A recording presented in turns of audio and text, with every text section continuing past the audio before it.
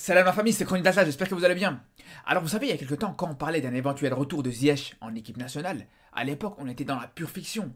On était clairement dans l'hypothèse, dans les supputations, etc. Mais aujourd'hui, c'est plus du tout le cas. Aujourd'hui, c'est clairement d'actualité plus que jamais. On sait très bien que Ziyech, sur le prochain rassemblement et pour la Coupe du Monde éventuellement, il sera présent dans cette équipe nationale du Maroc. On sait très bien que si Vaïd a été viré, et s'il a été remplacé à quelques mois de la Coupe du Monde, c'est en grande partie pour pouvoir permettre un retour de Ziyech. Le président de la fédération marocaine, il l'a clairement dit texto. Il n'a pas du tout fait de sous-entendu. Il a littéralement dit que ce qui reprochait le plus à Vaïd, c'était justement le fait qu'il se privait de ses plus gros éléments. Et quand il disait ça, on sait très bien qu'il visait en grande partie Ziyech. Donc tout ça pour dire qu'aujourd'hui, le retour de Ziyech avec cette équipe du Maroc, il est acté. Et dans cette vidéo, je vais vous dire ce que j'en pense, je vais vous donner mon avis là-dessus. Et d'ailleurs, ce soir, à partir de 23h, on aura l'occasion de se retrouver en live pour en discuter, pour prolonger le débat. J'ai vraiment envie de connaître votre avis et surtout d'écouter vos arguments à vous. Et sinon, pour commencer, moi, je vais vous dire une chose. Moi, je me rappelle que le jour où Ziyech a refusé cette sélection de la part de Vaïd, quand il était convoqué pour jouer ces matchs de barrage pour les qualifications à la Coupe du Monde, je me souviens que j'étais tellement indigné que j'étais au fin fond du Mexique, j'étais en vacances, j'étais loin de tout ça. Mais mon premier réflexe, ça a été de prendre mon téléphone et de monter directement au créneau par rapport à ça. Je me rappelle, il y avait des Mexicains, ils me regardaient bizarrement, ils comprenaient rien du tout à ce que je racontais. J'étais en train de m'indigner tout seul, j'étais en train de crier devant mon téléphone.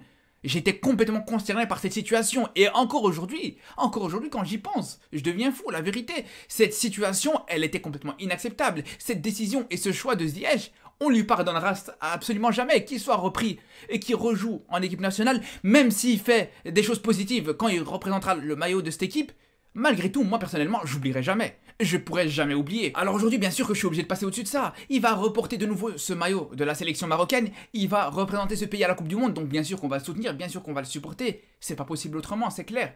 Tout comme plein d'autres joueurs qui ont fait des choses peut-être pires que Ziyech, qu'on a suivi, qu'on a supporté malgré tout. Mais c'est clair que comme moi j'ai toujours dit, autant j'ai jamais été totalement fermé à un retour de Ziyech en équipe nationale, mais malgré tout, j'ai toujours été totalement contre le fait de l'accueillir avec un tapis rouge à bras ouverts comme si de rien n'était. Après ça, c'est vrai qu'il y en a qui ont du mal à comprendre. Il y en a qui n'arrivent pas à comprendre comment c'est possible que j'ai été autant consterné, que j'ai été complètement désemparé par rapport au fait que Ziyech ait refusé cette sélection au mois de mars et qu'aujourd'hui, je peux être éventuellement ouvert à son retour. Et je peux comprendre, mais pour moi, faut pas non plus être totalement contradictoire, faut pas non plus être dans la culture de l'instant. Il faut être logique, il faut être un minimum cohérent quand on sait que dans cette équipe nationale, tu as des joueurs qui ont quitté cette sélection la veille d'un match important, en l'occurrence Taarabt. Il y a des joueurs qui ont porté le maillot d'une autre sélection en match officiel, en l'occurrence Mounir El Haddadi. Il y a des joueurs qui, il y a quelques années, ont clairement dit qu'ils avaient absolument rien à voir avec cette équipe du Maroc, en l'occurrence Massina. Donc je vois pas pourquoi aujourd'hui on accepterait le retour de ces joueurs-là, mais qu'on serait contre un retour de Ziyech par exemple. Et je vais pas mettre une échelle et une hiérarchie sur ces différentes erreurs disciplinaires. Pour moi, de toute façon, toutes ces situations-là, c'est des manques de respect énormes envers cette sélection du Maroc, c'est clair. C'est tout à fait clair. Donc il faut être cohérent. Soit on vire tous ces joueurs-là et on met que des joueurs bien disciplinés, des joueurs totalement irréprochables dans cette équipe du Maroc.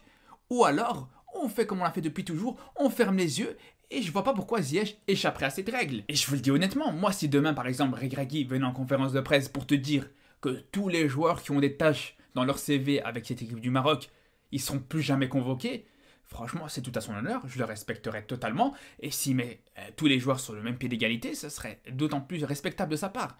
Après, là on sait que c'est pas le cas, et ça on peut le comprendre aussi. De toute façon, tu as deux possibilités. Soit tu fais le choix de la discipline, et à ce moment-là tu dois sacrifier totalement le sportif. Faut être honnête les gars. Si tu veux que des joueurs disciplinés, tu peux être sûr que tu feras jamais rien au niveau sportif, mais au moins tu auras une équipe exemplaire qui a rien à se reprocher. Mais c'est pas mauvais non plus, après chacun comment voit les choses. Mais d'un autre côté, si tu veux une équipe totalement compétitive sur le plan sportif, tu peux être sûr et certain qu'à ce moment-là, t'auras d'office des joueurs qui auront un petit peu des têtes dures, des caractères assez forts, c'est clair. Surtout quand t'entraînes une équipe comme le Maroc. On sait très bien qu'au Maroc, t'as des caractères qui sont assez forts, même de manière générale, pas que chez les sportifs, pas que chez les joueurs de football. Ça, la fierté chez les Marocains, chez les Maghrébins de manière générale, c'est quelque chose de connu. T'entraînes pas non plus la Suisse, frérot. Et c'est pour ça que j'ai envie de vous dire qu'un joueur comme Ziyech qui a eu des problèmes de discipline, ok, tu sais qu'il a eu des problèmes disciplinaires, tu sais que c'est pas un enfant de cœur, mais d'un autre côté, tu sais que sportivement, il pourra t'apporter beaucoup. Il va t'apporter beaucoup. Il va t'apporter beaucoup. Faut arrêter de me dire, ouais, mais il a jamais marqué en compétition internationale. Ça, on le sait, ok, y a pas de problème. Mais on connaît tous les qualités de Ziyech, quoi. On va encore une fois renier les qualités de Ziyech. Vous allez me dire qu'un joueur comme Abourlal, parce qu'il a réussi à marquer en Coupe d'Afrique, parce que au niveau de ses stats, il est un petit peu plus décisif, ça veut dire qu'il est plus fort que Ziyech. Si on vous écoute, c'est ça en fait. Non, aujourd'hui, qu'on aime ou qu'on n'aime pas Ziyech, il faut qu'on soit honnête avec nous-mêmes, les gars. Faut qu'on soit honnête avec nous-mêmes. Le mec, on sait très bien que s'il est au top physiquement, s'il est au top de sa confiance et qu'il est bien managé, il peut apporter beaucoup à cette équipe. On le sait tous. On le sait tous. Et si au final cette situation, donc le fait qu'il ait eu des problèmes disciplinaires avec sa sélection, le fait qu'il ait jamais réussi à marquer en compétition internationale, tout ça, ça lui donne envie de se racheter, honnêtement, c'est tout bénef pour tout le monde. Nous, on demande que ça. Et si sur les prochains matchs, on voit un Ziyech à 200%, qui a envie de se transcender pour réussir à se racheter par rapport à ce qu'il a pu faire auparavant, mais honnêtement, qui va s'en plaindre? Qui va s'en plaindre sérieusement?